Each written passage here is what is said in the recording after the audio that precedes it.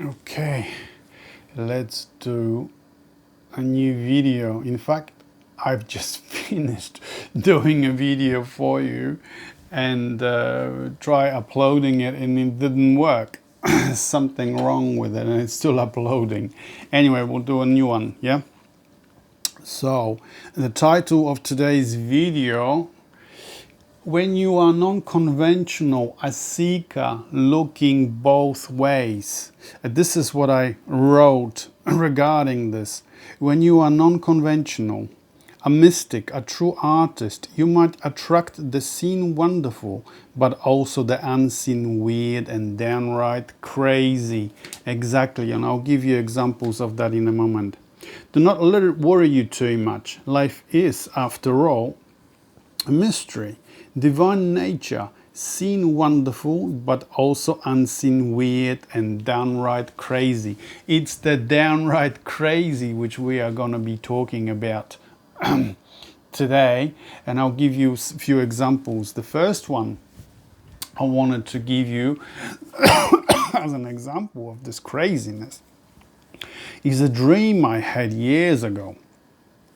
And the dream was, I was actually asking the spirit, I asked the soul for a solution to my physical problem, to my problem with my body. I had a symptom that I didn't know how to solve, and I didn't want to go and see a doctor, a real doctor. So I asked the question and I stayed with it, and then I had a dream. I can't remember whether it was the dream the first night or the second night, but this was the dream. I'm inside a room, old room, perhaps medieval somewhere, with a man, an older man than me. He's dressed in these clothes from about that time, long flowing, I don't know, coat, something. And I stand in front of him and I told him my problem with the body.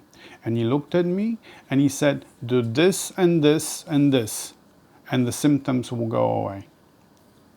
I woke up and I remembered the dream. I remembered the dream because I pay attention to these things now for years and years. And I also remember to write down in my dream journal, a journal or diary. For years, for decades, I've been doing that. So I remembered. And what did I do? I did exactly as it said. And the symptoms went away. So that's one example of this downright crazy things that, you know, when you're looking both ways, this is what I'm talking about. When you are looking both ways, you're looking to this dimension, the seen dimension, you know, what you see every day, the traffic, your family, your work, your backyard, you know, your shopping. But then if you're also looking with the other eye, with the invisible eye, with the mystic eye, with the intuitive eye, inward into that, into that unseen dimension of the spirit, of the soul. That's when you get the information. That's what spirituality is all about. Being both ways, seeing both ways. Not just here, but also there. I'll give you another example.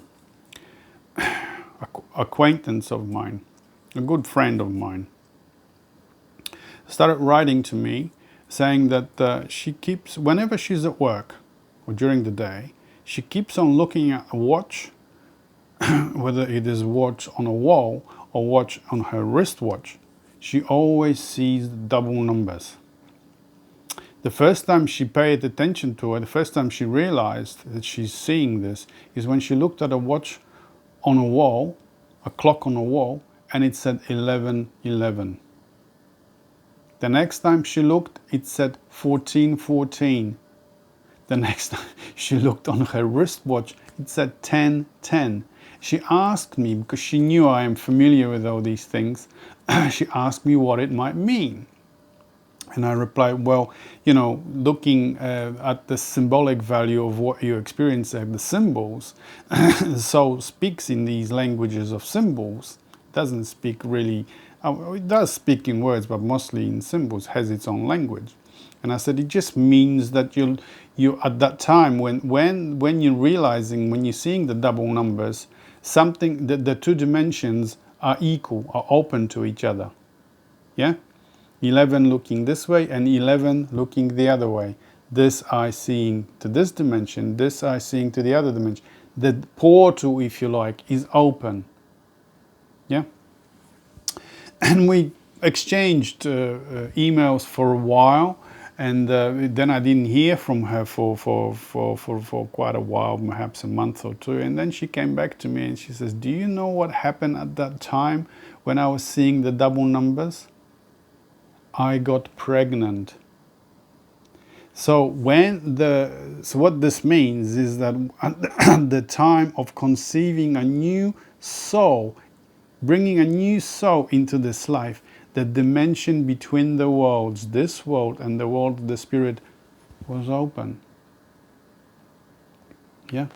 So that's one example of another example of the downright crazy stuff that happens when you pay attention. Another time I was discussing with my friend, a long-time friend. She was at the time looking after her aged mother who was dying.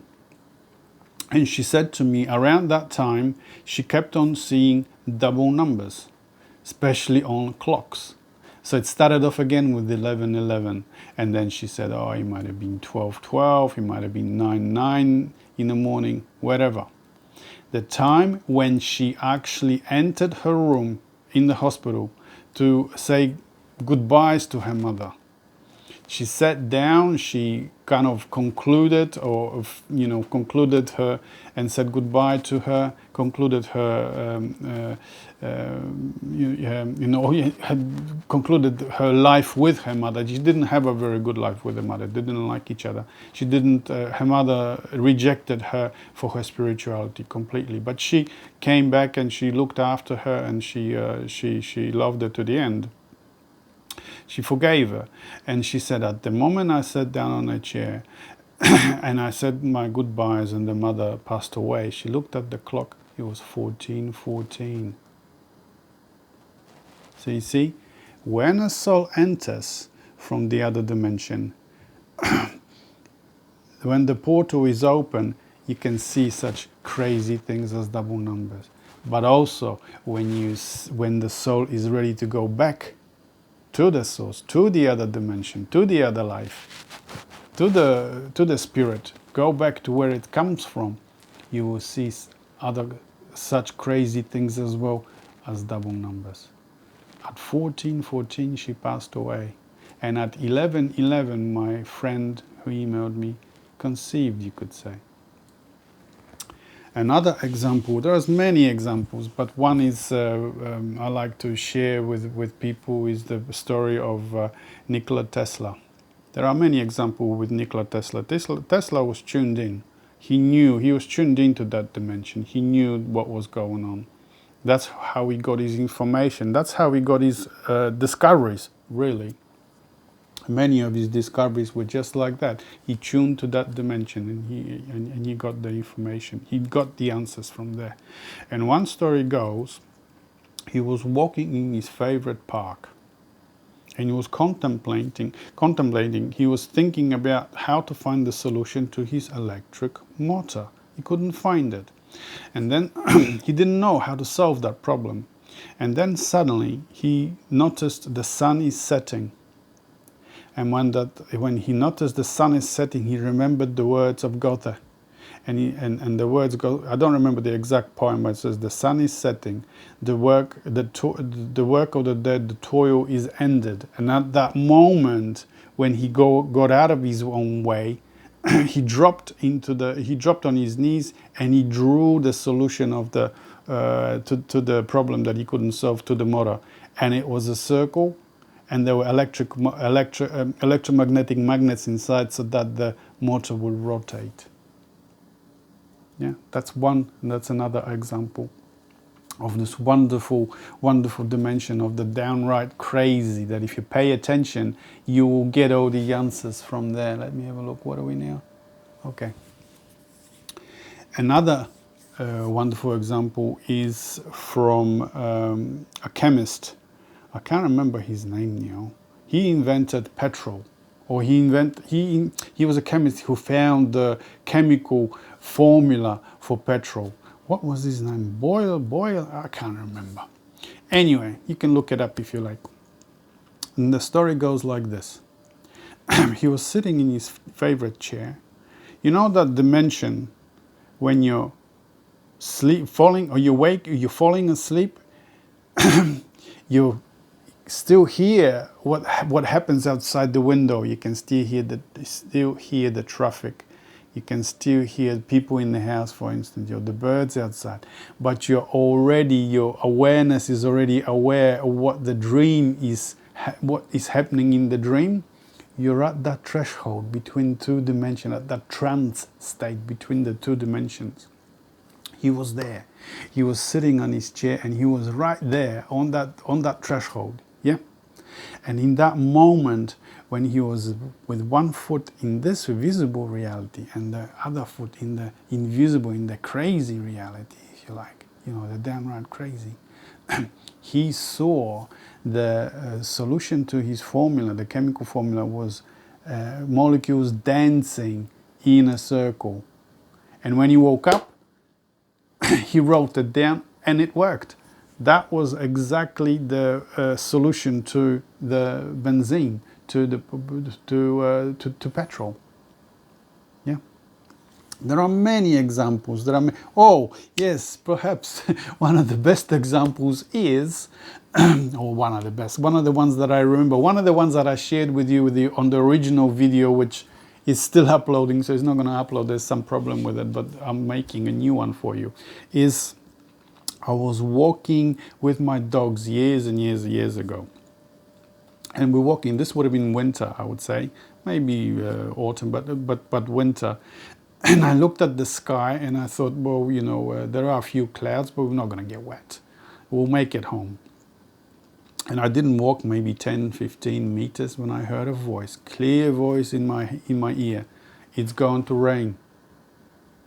I stopped in my tracks and I looked around, but I didn't see anyone around me. Just dogs in front of me. They were off the leash. They were just, and I was following them.